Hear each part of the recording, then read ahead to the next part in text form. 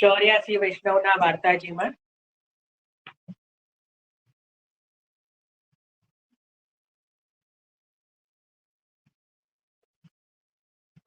ચોર્યાસી વૈષ્ણવના વાર્તાજીની અંદર વાર્તા પ્રસંગ 2 કૃષ્ણદાસ મેઘન, બરાબર, વાર્તાજી 2 છે. એમાં પણ આપણે બીજો વાર્તા પ્રસંગ લઈ રહ્યા છીએ.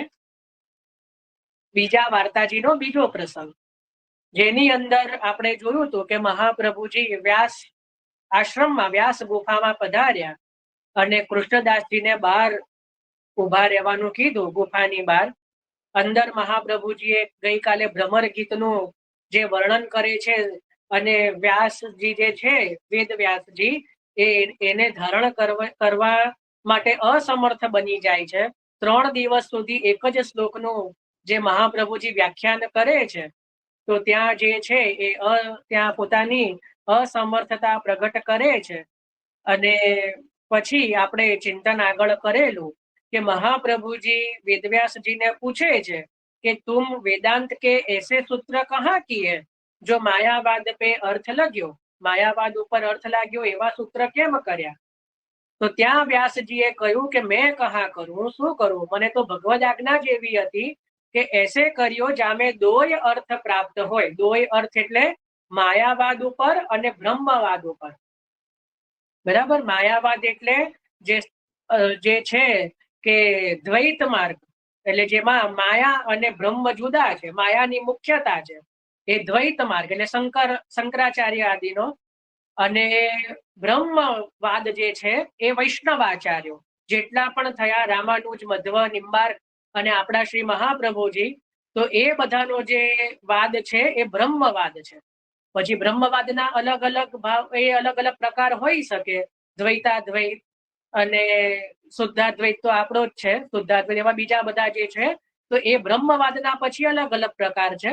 પણ મુખ્ય 2 જે વાદ છે, માયાવાદ અને બ્રહ્મવાદ, બરાબર. જેમાં માયા જે છે ભગવાનની અભિન્ન શક્તિ છે, એ બ્રહ્મવાદ. માયાનું કોઈ સ્વતંત્ર અસ્તિત્વ નથી કે જેની સ્વતંત્ર કોઈ એવી અલગથી એ નથી, એ ભગવાનની જ શક્તિ રૂપા છે, એવું જ્યાં પ્રતિપાદન થયું એમ એ બ્રહ્મવાદ. અને જ્યાં માયાની મુખ્યતા રહી એ માયાવાદ. આ હું સરળમાં સમજાવું છું, કદાચ કોઈને ખબર, આમાં કોઈને સમજ આવે કે કોઈનો એવો ઇન્ટરેસ્ટનો વિષય હોય તો શેઠ ફરી બોલો તો જયભાઈ. એટલે શું બોલું, કારણ કે આ નહીં કોઈને સમજમાં આવે. બ્રહ્મવાદ અને માયાવાદ અને બ્રહ્મવાદ એ 2 પ્રકારના વાદ છે. એમાં માયાવાદ એટલે જે શંકરાચાર્યજીનો જે વાદ છે, અને બ્રહ્મવાદ એટલે વૈષ્ણવાચાર્યો, જે વૈષ્ણવોનો જે વાદ છે. આ બધી શાસ્ત્રની વાત છે, ઘણા નહીં સમજ આવે એટલે આપણે અહીંયા જ રાખીએ છીએ. તો 2 પ્રકારના અર્થો પ્રગટ થાય એવા સૂત્ર કર્યા કે બંને સૂત્ર પર અર્થ લાગે. તબ આચાર્યજી મહાપ્રભુજીને કહ્યું કે હમને તો બ્રહ્મવાદ પર અર્થ કિયો. જો આવ્યું ને કે હમને તો બ્રહ્મવાદ પર અર્થ કિયો है, सो सुनायो, सो सुन के वेद व्यास जी बहुत प्रसन्न भय, બહુ પ્રસન્ન થયા. તા પાછે વેદ વ્યાસજી સો વિદા હોય કે શ્રી આચાર્યજી તીસરે દિન પધારે, ત્રીજા દિવસે ગુફામાંથી બહાર પધાર્યા. તબ કૃષ્ણદાસ કો ઠાડો દેખી પ્રસન્ન ભય કે તું ઠાડો હે, ગયો નહીં, તું હજી સુધી અહીંયા જ ઠાડો છે, તું ક્યાંય બીજે ગયો નહીં, સો કાહે તે, કેમ એવું? तब कृष्णदास जी ने कहो कि जो महाराज कहाँ जाऊं, आपने छोड़ीने कहाँ जाऊं, ऐसी निधि छाड़ अब कहाँ जू जाइए, शीत स्वामी गिरिधरण श्री विठ्ठल, ऐसी निधि छाड़ अब कहाँ जू जाइए. यमुनाजी ना 41 पदમાં 12મું પદ છે. આપણે ગુણ અપાર મુખ એક કહા લો કહીએ, એની અંદર ચિત સ્વામી गिरिधरण श्री विठ्ठल, ऐसी निधि छाड़ अब कहाँ जू जाइए. તો આપણે છોડીને ક્યાં જવું?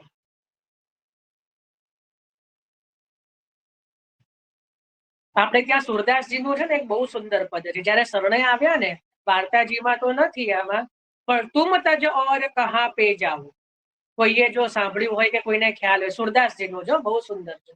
તુમ તજ ઓર કહા પે જાઓ, તમને છોડીને હવે ક્યાં જવું? એમ તુમ તજવર કહા પે. બહુ અદભુત પદો છે. આ બધા પદોને પણ એક બહુ એ રીતે લઈ શકીએ, પણ આ બધો શું રસનો વિષય છે બધો. તો કાહે તે તો મહારાજ કહા જાઉં, મોકો તુમારે ચરણારવિંદ બિના કછું ઓર આશ્રય નહીં હૈ. આપના ચરણારવિંદ છોડીને મને બીજો કોઈ આશ્રય નથી. तब यह सुन के श्री आचार्य जी महाप्रभु आप बहुत प्रसन्न हुए, बहु प्रसन्न थया और कहो कि कछु माग, કઈક માગ. મને ખબર નહીં, કૃષ્ણદાસજીને જ વારંવાર મહાપ્રભુજી કહે છે કછુક માગ, કછુક માગ. એ બી એક બહુ અદભુત વાત નથી લાગતી કે 3 વખત કૃષ્ણદાસજીને જ કહે છે, બીજા કોઈને નહીં. તો કયો કે કછુ માગ. તબ ફેરી વહી 3 વસ્તુ માગી, જે આપણે પહેલા જોઈ હતી. તામે ફરી પાછું આવ્યું, તામે દોય તો દીની, ગુરુ કે ઘર કી નાહી કીની. તો કઈ રીતે ના કીધી હવે આપણને ખબર છે કે આચાર્ય રૂપસો નાહી કીની. હવે સમય છે થોડો 5 મિનિટ, તો ભાવ પ્રકાશ લઈ લઈએ. હા, લઈ લઈએ. ચલો ભાવ પ્રકાશ જુઓ. और फरी पाछवे और ताकि धारणा अब ही पृष्ठदास सो होएगी नहीं, व्यासजी सो हूँ धारणा ना भई, सो याते व्यासजी कला अवतार. વ્યાસજી જે છે ભગવાનનો કલા અવતાર છે. તો જ્યારે વ્યાસજી પણ જેની અવધારણા જેને ધારણ ન કરી શક્યા, એટલા માટે અત્યારે કૃષ્ણદાસજીની પણ એવું કહી રહ્યા છે કે એવી અવસ્થા નથી કે જે અત્યારે ધારણ કરી શકે, એટલે સાથે અંદર ન લઈ ગયા. પુરુષોત્તમ કી બાની ભાવ રૂપ કી ધારણા કેસે હોય. એટલે સાક્ષાત શ્રી મહાપ્રભુજીની જે વાણી છે એ જ્યાં સુધી મહાપ્રભુજી કૃપા ન કરે ત્યાં સુધી એને ધારણ કરવી સમર્થ નથી. એક વૈષ્ણવ એક સત્સંગ પહેલા ચાલતો હતો, એમાં કે અમને બહુ સમજવા જેવી વાત છે કે વેદોના શ્લોકો મોઢે થઈ જાય છે, પણ મહાપ્રભુજીના ગ્રંથો અમને યાદ રહેતા નથી. સર્વોત્તમ અમને આવડતું નથી, એમને જોયા વગર અમે પાઠ નથી કરી શકતા, કે મહાપ્રભુજીના ગ્રંથો અમને બહુ અઘરા પડે છે. તો પછી તો એટલું બધું કીધું આશ્વાસન કે હા એ તો પ્રયત્ન જોઈએ, આમ જોઈએ, તેમ જોઈએ, ધીમે ધીમે આવડશે. પણ જો અહીંયા કે પુરુષોત્તમ કી બાની की ધારણા કરવી બહુ સહેલી નથી. તમને આખા ને આખા વેદો પુરાણો આખું શ્રીમદ ભાગવતજી મોડે થઈ જાય, 18,000 શ્લોકો. પણ જે મહાપ્રભુજીનો ચતુશ્લોકી ગ્રંથ હમણાં પૂછું, 4 જ શ્લોકનો જે હમણાં મેં કઈ પણ દીધો, એ ભાગ્ય 4 વૈષ્ણવોને પણ જો આવડે તો હું મારી જાતને ધન્ય માન. અને આપણે પોતાનું જ જો આપણને એટલું આવડતું હોય તો આપણે ધન્ય છીએ કે ભાઈ ચતુશ્લોકી પણ આવડે છે, બીજા ગ્રંથોની તો શું વાત કરવી. તો એ પણ નથી આ બહુ સરળ છે. છતાં પણ યમનાષ્ટકમાં ઘણા એવી ભૂલો કરે છે. પેલું ઘના ઘનની ભેસ ને ધનાધનની ભેસ અદા. ધનાધન ના આવે, ધનની વરસાદ નથી, ઘનાઘન. ઘન એટલે વાદળ. મમાસ્તુ તવ સૈનિધ્યો, એવા મેં શબ્દો સૈનિધ્યો નહીં, સન્નિધો. સન્નિધો એટલે આપનું સામાન્ય સાનિધ્ય આપો. અર્થની તો ખબર હોતી જ નથી, પણ શબ્દોય સાચા બોલતા નથી. યમનાષ્ટકમાં બી એટલી બધી હું ભૂલો કાઢીને બતાવું, અને અનુસ્વારો તો બોલવાના જ નહીં. પયપાન, પયપાનત, એવી રીતે પયઃ પાનત એવો શબ્દ આવે. સ્મરશ્રમજ લાણુ ભીહી સકલ ગાત્ર જયહી સંગમઃ એવો શબ્દ આવે. ત્યાં અનુસ્વાર લાગે. આપણે તો ધડાધડ પેલું એક્સપ્રેસ બોલતા ચાલતી હોય ટ્રેન કે સ્મરશ્રમજ લાણુ ભીહી સકલ ગાત્ર જય, પણ અનુસ્વાર તો આવે જ નહીં. એટલે જ્યાં સંસ્કૃતમાં અનુસ્વાર જરૂર છે ત્યાં બોલવા પડે, નહીં તો શબ્દના અર્થ છે એ બદલાઈ જાય. મહાપ્રભુજીને થોડો શોખ છે એમને અનુસ્વાર મૂકવાનો કે ચાલો સમય છે તો મૂકી દઈએ, એવું નથી. અને સંસ્કૃતમાં કોઈ પણ છંદ હોય ને એના અક્ષર હોય, એના અક્ષરોની ગણતરી હોય. પૃથ્વી છંદમાં 13 અક્ષરો થવા જોઈએ. એનો જે ધારો કે નમામી યમુના મહમ, તો ત્યાં વિરામ લેવાનો હોય. પછી સકલ સિદ્ધિ હે તું મુદા, દરેક છંદના પણ રાગ હોય. ગમે તેમ આપણે બોલી દઈએ એવું ના ચાલે. જેમ કે શ્રી ગોવર્ધનનાથ પાદ યુગલમ શ્લોક બોલીએ છે ને, એનો છંદ શાર્દુલ વિક્રીડિત છે. કયો છંદ છે? શાર્દુલ વિક્રીડિત. આજે ભલે 5 મિનિટ મોડું થાય, પણ આપણે ચિંતન કરીએ, કદાચ કોઈને રસ હોય આમાં, તો કયો છંદ છે? શાર્દુલ વિક્રીડિત. શાર્દુલ વિક્રીડિત એટલે શાર્દુલ એટલે સિંહ. સિંહ જેમ ક્રીડા કરે એ રીતે ગવાય. શ્રી ગોવર્ધનનાથ પાદ યુગલમ તો એ ધીર ગંભીર ગવાય. બરાબર, એનો એવો રાગ છે. કારણ કે જે છંદ છે એ શાર્દુલ વિક્રીડિત છે, અને જે ચિંતાન સંતાન હંતારો શ્લોક બોલીએ છે એ અનુસ્પુષ્ટ છંદ છે. અનુસ્પુષ્ટ છંદમાં દર 8 અક્ષરે વિરામ આવે. જેમ કે ચિંતાન સંતાન હંતારો, ત્યાં વિરામ આવે. પછી યત પાદામ ગુજરેણ ગણશો તો 8 અક્ષર થશે. તો ચારે ચરણમાં 8 અક્ષર આવે. તો એનું બંધારણ છે. દરેક રાગનું અને દરેક છંદનું બંધારણ હોય અને એનો એક રાગ હોય. એ જ રાગમાં એ છંદ ગાવામાં આવે. જેમ તેમ કરીને પૂરું ના કરાય. પૂરું જે યમનાષ્ટક છે એ પૃથ્વી છંદ છે. પૃથ્વી છંદ છે, તો પૃથ્વી છંદનું બંધારણ એની રીતે હોય. તો એનો પણ રાગ હોય. તો દરેકે દરેક જે છે સંસ્કૃતની અંદર એ જેટલા પણ છંદ હોય એ માત્રા મેળ યા તો અક્ષર મેળ એવા પણ શબ્દો છે. હું એટલું ડિટેલમાં નહીં જોઉં. તો એનું એક બંધારણ હોય અને દરેકનો એક રાગ હોય. એ રીતે એનું જે છે ગાન કરવામાં આવે. બહુ એટલી બધી સમજ ના પડે તો ચિંતા ના કરવી. બધા માટે નથી આ વસ્તુઓ. જેને રસનો વિષય હોય, કારણ કે 90-100 વૈષ્ણવ હોય તો એમાં એકાદ બે તો એવા હોય ને કે જેને કદાચ આ બધામાં કદાચ ઇન્ટરેસ્ટ હોય. તો એટલે જ કહી રહ્યો છું. પછી ઘણાને એટલું બીપી હાઈ થઈ જાય કે આ તો સમજ જ ના પડી. તો સમજવા જેને ના પડે ને જરૂર બી નથી, ચિંતા ના કરતો. તો અહીંયા શું કીધું કે ભાવરૂપ કી ધારણા કેસે હોય. હવે જો હા એક બીજી વસ્તુ આપણે જેમ આના પરથી ચિંતન કરીએ, જો ઘણા વૈષ્ણવ એવા હોય કે જેને યમનાષ્ટક પણ આખું આવડે, સર્વોત્તમજી પણ બરાબર આવડે, પણ હો 84 વૈષ્ણવના નામાવલી યાદ ના હોય, ગોથા ખાય નામમાં.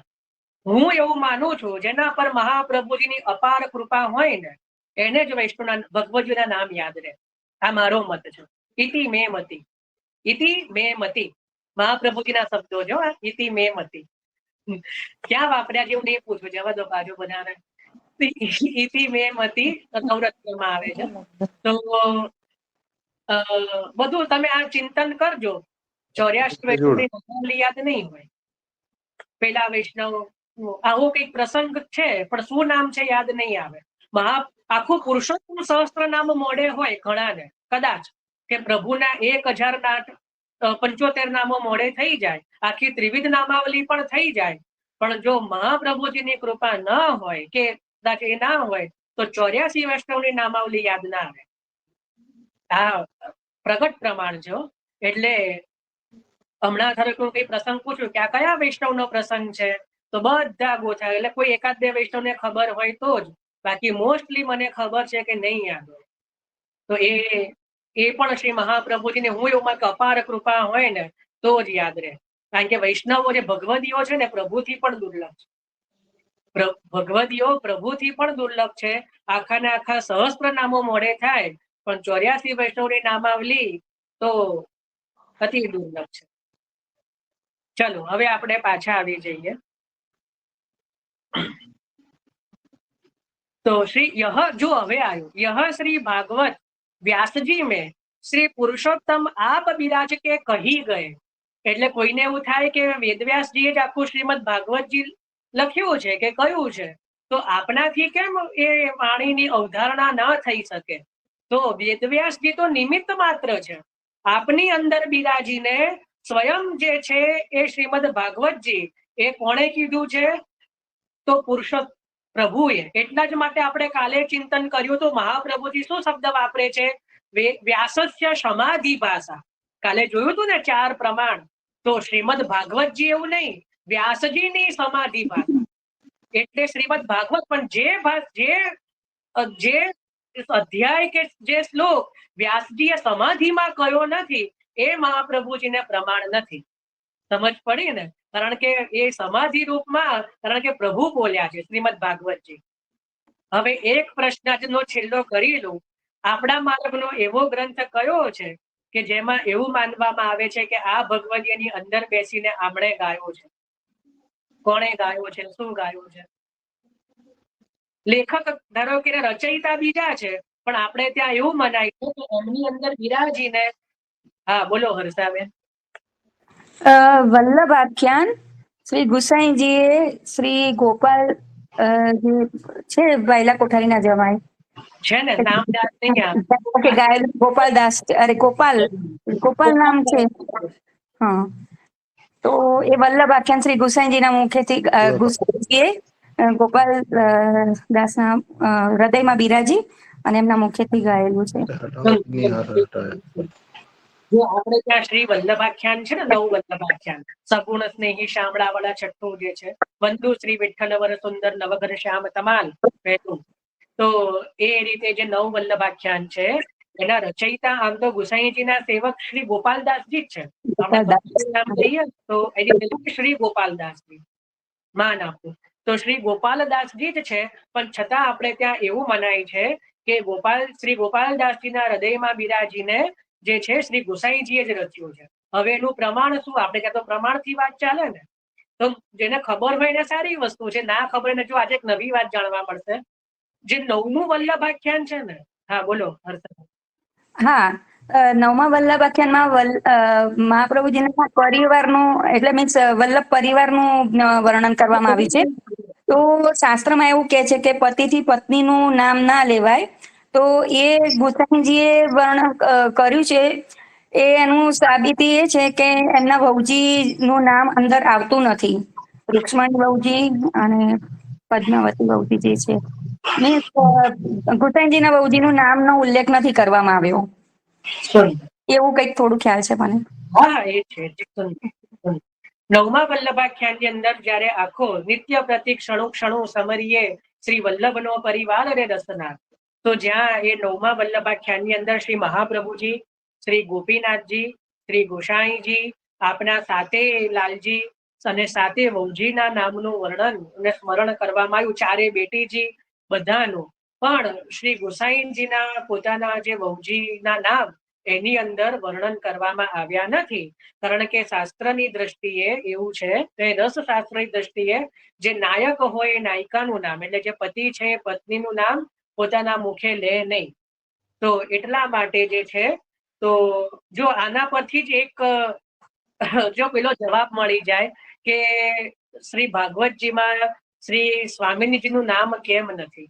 જો અહીંયા લઈ જ લઈએ, એક વૈષ્ણવે પૂછેલો, તો અહીંયા પણ જો એ જ આવ્યું કે શ્રી ભાગવત વ્યાસજીના હૃદયમાં બિરાજીને જ્યારે સાક્ષાત ભગવાન ભાગવતજી કહી રહ્યા છે, તો આપ જે છે એ સ્વામિનીજીનું નામ કઈ રીતે લે? કારણ કે નાયક જે છે અહીંયા પતિ પત્ની નહીં, પણ નાયક નાયિકા જે છે, એટલે જે નાયક હોય એ પોતાની નાયિકાનું નામ ન લે. તો એટલા માટે પણ નામ પ્રગટ રીતે નથી, ગુપ્ત રીતે તો ઘણી જગ્યાએ લીધું છે.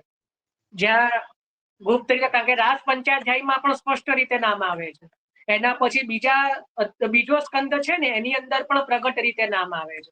મહાપ્રભુજીએ તો ઘણી બધી જગ્યાએ પ્રગટ કરીને બતાવ્યું છે કે જો અહીંયા નામ આવ્યું, અહીંયા નામ આવ્યું. તો એ રીતે ગુપ્ત રીતે તો વર્ણન કર્યું જ છે, નથી કર્યું એવું નથી, પણ પ્રગટ રીતે વર્ણન નથી મળતું. તો એનું પણ કારણ એ જ છે. તો અહીંયા કહી રહ્યા છે કે વ્યાસજીના હૃદયમાં બિરાજીને પુરુષોત્તમ આપ કહી ગયે, વ્યાસજી તો દ્વાર માત્ર હે, એટલે એ તો કેવલ નિમિત્ત છે. આપણે પણ શ્રી બ્રહ્મ સંબંધ લઈએ તો આપણે શું કહીએ છીએ? ગુરુ દ્વાર છે. તો એ નિમિત્ત છે, એમની દ્વારા શ્રી મહાપ્રભુજીએ અમને શરણે લીધા. બધે આ જ નિયમ લાગુ પડે. તો શ્રી ભાગવત કે રસ કો અનુભવ નહીં હે, રસનો અનુભવ કઈ વેદવ્યાસજીએ ના કર્યો. સો રહસ્ય હરજીવન દાસજીને આ પદ મેં ગાયો, હેરાગ કેદારો. હરજીવન દાસજી આ પદમાં ગાયું છે. જોલો હરિ અપનો ન જનાવે, તોલો વેદ પુરાણ સ્મૃતિ સબ પડે સુને નહીં આવે. જેટલા પણ વેદ પુરાણ સ્મૃતિ બધું વાંચી લો, સાંભળી લો, પણ જ્યાં સુધી પ્રભુ પોતાના જણાવતા નથી ત્યાં સુધી એનો ભાવ સમજમાં આવતી નથી, એનો ભાવ સમજમાં ન આવે. શિવ વિરંચી નારાયણ મુખ સો, નારદ સો કહી દીનો, નારદ કહી વેદ વ્યાસ સો, આપ શોધ નહીં કીનો. કેવો શબ્દ, કેવા સુંદર છે કે વિરંચી એટલે બ્રહ્માજીને પણ ચતુશ્લોકી ભાગવત રૂપે ભગવાને સૌથી પહેલા આ શ્રીમદ ભાગવતજીનું જે છે એ શ્રવણ કરાયું, ચતુશ્લોકી ભાગવત. અને એ જે બ્રહ્માજીએ પોતે નારદજીને કીધું, અને નારદજીએ આ વેદવ્યાસજીને ઉપદેશ કર્યો. પણ વેદવ્યાસજીએ પણ કઈ એનું શોધન ન કર્યું. વેદ વ્યાસ ઔષધ કી નાઈ, પડી તને તાપ નસાયો. એમણે પણ પોતાનો તાપ નસાયો, પણ કઈ બહુ શોધ ન કરી. તિન તે પઢે મુનિ સુખદેવા પરીક્ષિત કોજુ સુનાયો. એટલે વેદવ્યાસજી થી ભણીને સુખદેવજીએ પરીક્ષિતને સંભળાવી દીધી. જદપી નૃપતિ સુની વ્રજકી લીલા દસમ કહી સુખદેવા. દસમ એટલે 10મા સ્કંદની જે લીલા છે સુખદેવજીએ એ પરીક્ષિતને કીધી અને પરીક્ષિતે સાંભળી પણ કરી. તો સર્વાત્મ ભાવ ન ઉપજ્યો તાતે કરી ન સેવા. કેવી સુંદર વાત કરી કે તો પણ સર્વાત્મ ભાવ હૃદયમાં ન આવ્યો એટલે પ્રભુની સેવા ન કરી. શ્રી ભાગવત અમૃત દધી મથકે શ્રી વલ્લભ સર્વોત્તમ કરી આવરણ દૂર નિજ જન કે હાથ દિયે પુરુષોત્તમ. શ્રી ભાગવત ગુઢાર્થ પ્રકાશન પરાયણ શ્રી ભાગવત પિયુષ સમુદ્ર મથન ક્ષમ છે ને નામ શ્રી સર્વોત્તમજીમાં. તો શ્રી ભાગવત ના રૂપી શ્રી ભાગવત પિયુષ અમૃત, પિયુષ એટલે અમૃત, શ્રી ભાગવત રૂપીનું જે અમૃત છે એ સમુદ્ર મથન ક્ષમ એટલે એના જેમ સમુદ્ર મંથન માંથી જેમ રત્નો નીકળે એ રીતે શ્રી ભાગવત રૂપી સમુદ્ર માંથી એનો જે મથન કરીને એમાંથી પ્રભુની લીલાઓ રૂપી જે રત્નો શ્રી મહાપ્રભુજી પ્રગટ કરનારા છે. શ્રી ભાગવત પિયુષ સમુદ્ર મથન ક્ષમ અને તત્સાર ભૂત રાસ સ્ત્રી ભાવ પૂરિત વિગ્રહ. અને એ જે બધા જે ભાવ રૂપ છે, જે લીલા રૂપ છે એ એનાથી જેમનું સમગ્ર શ્રી અંગ જે છે એ સમુદ્ર વિગ્રહ એ જેમનો બિરાજમાન છે. તત્સાર ભૂત રાસ સ્ત્રી ભાવ પૂરિત વિગ્રહ, એનાથી ભાવનાથી પૂરાયેલો વિગ્રહ છે. કરી આવરણ દૂર નિજ જન કે હાથ દિયે પુરુષોત્તમ સેવા અરુ શૃંગાર વિવિધ રસ શ્રી વલ્લભ પ્રગટાયો કરી કૃપા નિજ દૈવી જીવન પર હરજીવન સ્વાદ ચખાયો. કેવી સુંદર વાત કે સેવા શૃંગાર વિવિધ રસ શ્રી વલ્લભે પ્રગટ કર્યા અને પોતાના દૈવી જનો પર કૃપા કરીને આ જે છે એ મહારસ સ્વાદ આપણને ચખાડ્યો છે. या प्रकार श्री आचार्य जी की कृपा ते ही रस की प्राप्ति है. कया रसनी? प्रभुना स्वरूपानंदनी भगवद रसनी प्राप्ति श्री महाप्रभुजीनी आचार्यजीनी कृपाથી જ થઈ શકે. બાકી પહેલા પણ ઘણા બધા થયા પણ એમને જે મહાપ્રભુજીએ જે રસ પ્રગટ કર્યો એની પ્રાપ્તિ કોઈને થઈ નથી. તો અહીંયા ઇતિ વાર્તા પ્રસંગ દ્વિતીય, બીજો વાર્તા પ્રસંગ અહીંયા વિરામ થયો શ્રી કૃષ્ણદાસ મેઘનજીમાં. હવે આમાં આ પ્રસંગમાં કોઈને કઈ પ્રશ્ન અથવા બીજો કઈ પ્રશ્ન હોય, ચર્ચા હોય, ભાવ હોય કઈ?